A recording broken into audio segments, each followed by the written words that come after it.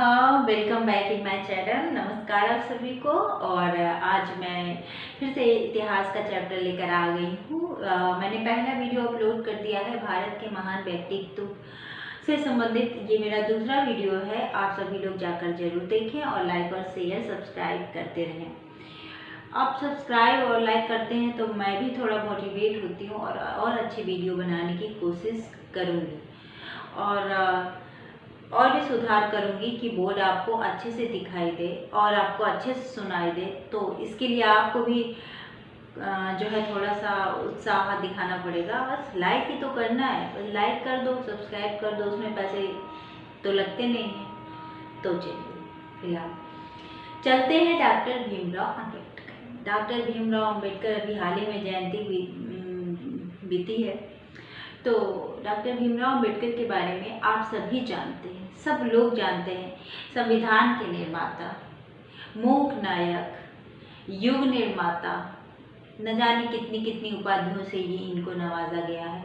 और ये जितने भी गरीबी, दलित वर्ग, पिछड़े वर्ग, महिलाओं की स्थिति को सुधारने में इन्होंने इतना महत्वपूर्ण योगदान दिया कि इनकी वजह से जो है हम सभी समान हैं। सभी जाति, सभी वर्ग, सभी धर्म, सभी संप्रदाय के लोग समान रूप से अवसर की समानता रखते हैं। सबको समान रूप से स्वतंत्रता है, सबको कानून के समक्ष समान रूप से मतलब स्वतंत्रता है। तो कहने का मतलब ये है कि ये इन्होंने इस चीज़ को महसूस किया था, इस चीज़ से ये गुजरे थे कि भेदभाव और छुआछूत से कैसे मतलब इंसान की जो है काबिलियत जो है ख़त्म हो जाती है। इंसान आगे चाहे तो वो भी नहीं बढ़ सकता है। इन्होंने महिलाओं के लिए भी बहुत बहुत बड़ा प्रयास किया। हिंदू कोड बिल के बारे में आप जानते होंगे या नहीं जानते हैं तो मैं बता रही हूँ। हिंदू कोड बिल ऐसा बिल था जो पहली बार महिलाओं के अधिकारों से संबंधित था। इसमें महिला मतलब जो पुरुष एक से अधिक विवाह करते थे उनमें प्रतिबंध दिया गया था। पुरुष जब चाहे दूसरा शादी कर ले, तीसरा कर ले, चौथा कर ले, और महिला और जो पहली पत्नी या दूसरी पत्नी उसको कभी भी छोड़ सकता था। उसके लिए कोई बाध्यता नहीं थी, वो कितनी भी पत्नी रख ले। और उसको संपत्ति में, महिलाओं को संपत्ति में कोई अधिकार नहीं था।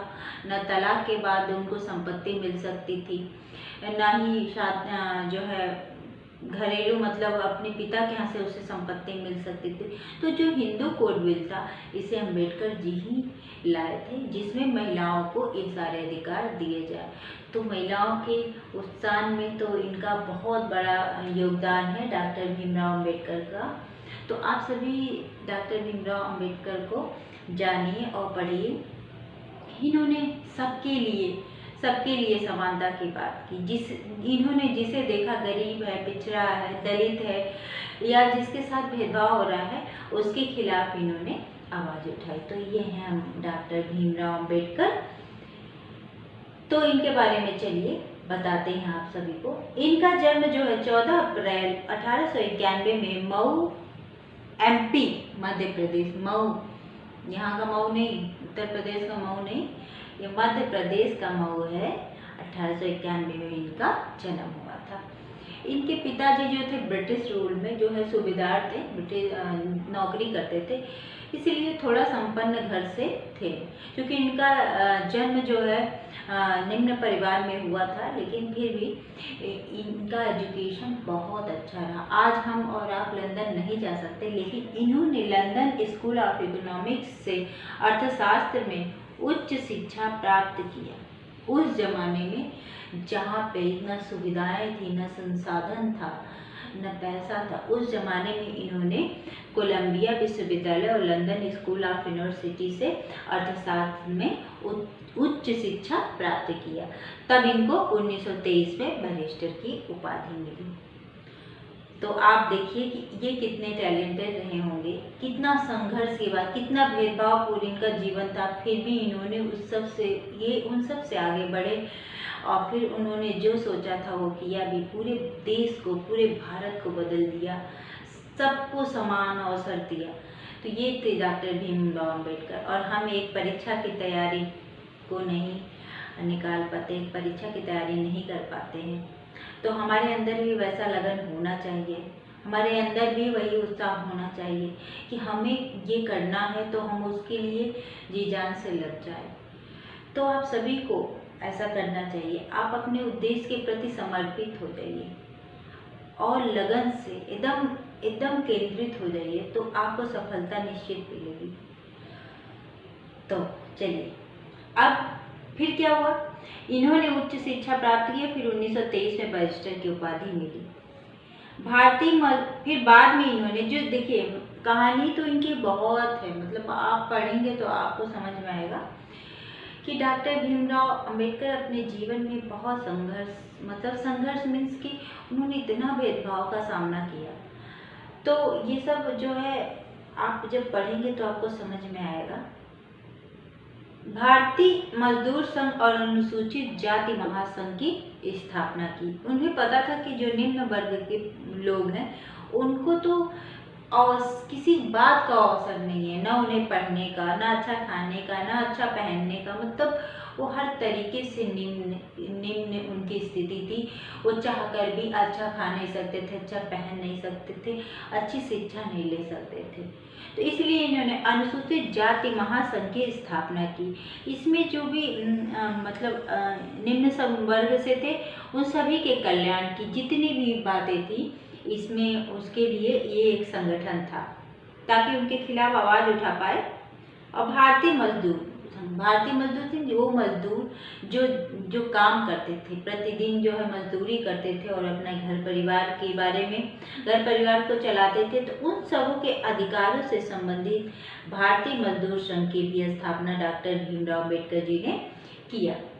देश की स्वतंत्रता के बाद प्रथम कानून मंत्री बने। देखिए इनसी जितनी मैं लाइन लिखवाई हूँ ये सारे इम्पॉर्टेंट हैं, हर एग्जाम में पूछे गए हैं क्वेश्चन। आप देखिएगा, पहले विधि मंत्री पूछे गए हैं, देखिए हिंदू कोड बिल के बारे में पूछा गया है, इसके बाद इनको जो भारत रत्न दिया गया इसके बारे में पूछा गया है, कभी कभी तो इनके जन्म की डेट पूछ लिया जाता है। तो इसलिए अम्बेडकर जी आपके लिए बहुत इम्पॉर्टेंट है। फिर इनकी पत्रिकाएं में पूछी जाती हैं, तो सब मैं आपको बताती हूँ। तो देश की स्वतंत्रता यानी जब देश स्वतंत्र हुआ के बाद प्रथम कानून मंत्री कौन बना? डॉक्टर भीमराव अंबेडकर बने। 1951 में हिंदू कोड बिल रोके जाने पर मंत्रिमंडल से त्यागपत्र दे दिए। हिंदू कोड बिल जो था वो महिलाओं को दशा सुधारने में सबसे महत्वपूर्ण भूमिका निभाया था। हिंदू कोड बिल जो था महिलाओं को पति के संपत्ति में अधिकार, पिता के संपत्ति में अधिकार, महिलाओं की शिक्षा से संबंधित अधिकार सबसे संबंधित था। महिलाओं के तलाक देने से संबंधित था। क्यों? पहले क्या था कि एक पुरुष कई स्त्रियों से विवाह कर सकता था, स्त्रियों को जब चाहे वो छोड़ सकता है, लेकिन हिंदू कोड बिल ऐसा बिल था जो अम्बेडकर जी ने लाया था स्त्रियों के अधिकारों से संबंधित, यानी अगर पुरुष ऐसा करे तो उसे तलाक देना अनिवार्य है, उसके बाद ही वो दूसरी शादी करे, एक पत्नी के रहते हुए वो दूसरा विवाह नहीं कर सकता था। तो इतना महान सोच और इतनी महान व्यक्तित्व तो हर किसी में नहीं पाई जाती है, आप भी समझते हैं। उस टाइम पे जब हर कोई महिलाओं को न पढ़ने देता था, ना जो है उनको स्वतंत्रता का अधिकार था, न उन्हें बोलने का अधिकार था, तो उस जमाने में ये संपत्ति में अधिकार और पुरुषों से तलाक लेने के अधिकार का बिल लेकर आए थे, तो कितना विरोध हुआ था। तो मंत्रिमंडल में जब ये हिंदू कोड बिल इन्होंने पेश किया था 1951 में, तो क्या हुआ? बहुत विरोध हुआ, इनका विरोध काफ़ी हुआ। सोचिए उस समय केवल अम्बेडकर जी ने जो है इसे पेश किया और लोगों ने इसका विरोध किया। हिंदू कोड बिल रोके जाने पर मंत्रिमंडल से त्यागपत्र दे दिया गया। तब इन्होंने जब रोक दिया गया तो इन्हें ये नाराज हुए और इन्होंने मंत्रिमंडल से त्यागपत्र दे दिया। ये question IAS, PCS, RO, ARO हर जगह आता है। तीनों गोलमेज सम्मेलन में जो कौन भाग लिया था? डॉक्टर भीमराव अम्बेडकर। तीनों गोलमेज सम्मेलन लंदन में हुआ था 1930, 31 और 32। 1930, 31 और 32।